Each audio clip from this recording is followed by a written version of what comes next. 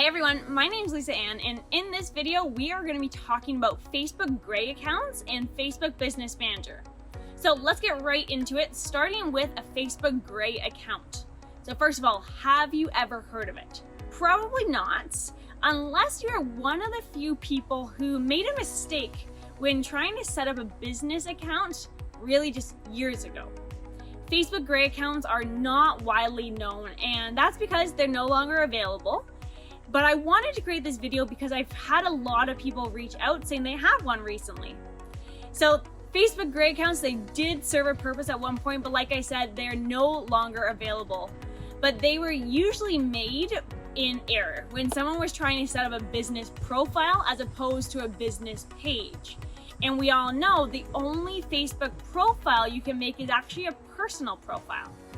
So Gray accounts are very similar to a Facebook profile, but really it's just stripped of all of its functionality.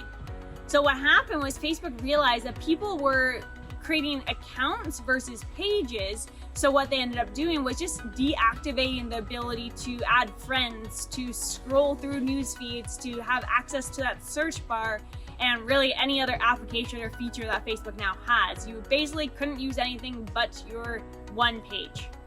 So basically, when a business account was created without a personal account linked to it, it was considered a Gray account. That's as easy as I can make it. Now, the sole purpose of a Facebook account was being able to create and manage a Facebook business page without having it linked to a personal profile. Now, when it comes to social media, a lot of people are concerned about their privacy, and really for good reason. But that's why businesses were using Gray accounts. Now, over the years, Facebook has obviously expanded its platform to really assist business owners a little bit better. And because of that, Gray accounts can no longer be made, but you can try if you want to. But as you can see here, what happens is it actually directs you to create a Facebook page, landing page, and that will only be available if you are logged into your Facebook account. Now, people assume that you can only create a Facebook page if you have a Facebook personal account, but that's no longer the way that it is. We now have a workaround, and that is Facebook Business Manager, and that's what I want to get into next. So Facebook Business Manager was originally designed specifically for marketers or agencies to manage multiple campaigns or multiple pages or multiple accounts. But it's not just meant for consultants anymore. It's actually really helpful for any business owner or entrepreneurs or someone that has employees or want to give access to someone else. You can access it by going to business.facebook.com. Now, Facebook has a lot of helpful business tools, and I find that many clients of mine tend to be the most intimidated with this one, and that's because it's really robust. But its robustness is exactly what makes learning about it so important and so important for your business growth. Now, most importantly, Facebook Business Manager allows you to provide access to others easily. So that's one of the best parts about it. Now, for those of us who have managed Facebook pages in the past, we're familiar with the general dashboard on Facebook's backend, and we even have access to the same thing within Facebook Business Manager. So check this out. I cannot tell you how useful this is. In the past, the only way to invite someone to manage your Facebook page was by first making them a Facebook friend, and then second, sending them an invite to your page. But that process brings up all sorts of issues and complications, just really holds you back. Now, another thing is, how often do you become friends with your coworkers? For some, it's quite common. For others, perhaps not at all.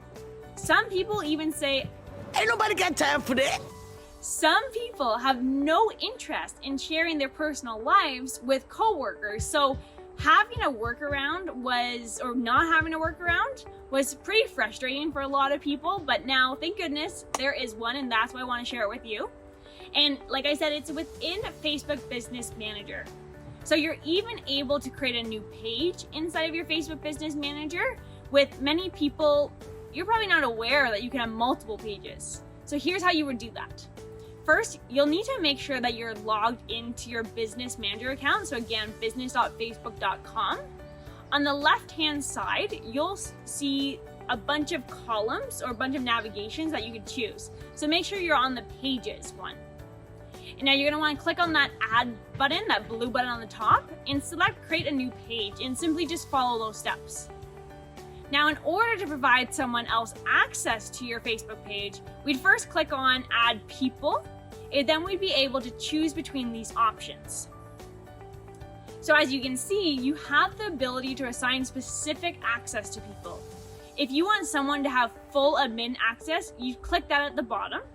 Otherwise, you have to choose between allowing someone to publish content, moderate messages and comments, create ads, view page performance, or manage jobs listings and applications. At this stage, this person would already have to be a part of your business manager, meaning you added them into your business manager. So actually, let's go over that real quick. So what that means is essentially you are adding someone else's profile into your business backend, and you'll be able to give them specific access to any of your digital assets, so your page, for example. So to do this, we'd go to the user section on the left-hand side of the menu. When we click people, that is where we're asked to enter an email address and decide whether the person will be given employee access or admin access. Now, under the advanced options, you'll also see the option to add them as a finance analyst or a finance editor, where they'll only be able to view specific things. Now, under the user tab is the partner section. This is where we can add partners that we want to share assets with, or where you can request assets from other partners. So this typically is if you wanted to give, let's say, an agency or another business manager access to your assets too, so your Facebook page. So the difference between adding people is that that's a single person, a single profile, versus a partner is another business entity. All right, so what other uses does Facebook Business Manager have for you? So this is an obvious one that I'm going to bring up. Facebook ads. You know my love for Facebook ads. Let's say for a minute that you have multiple Facebook pages and you want to run multiple ads for each page. Within your business manager, you can run ads off of all of your pages within your business manager, and you can have access to all of them in one specific account. So everything is nicely organized and inside of your business manager account.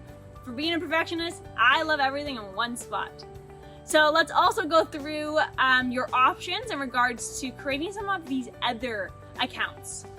So Facebook business asset groups are useful for grouping pages, ad accounts, or any other business assets. It really just keeps things organized.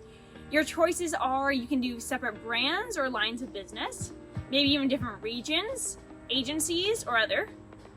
Now the next one I want to talk about is your apps. So you have the option of creating a new app, and when you click this, you'll be asked how you plan to use the app, from which you'll choose manage business integrations, integrate a third-party gaming app, or for everything else, just click on that.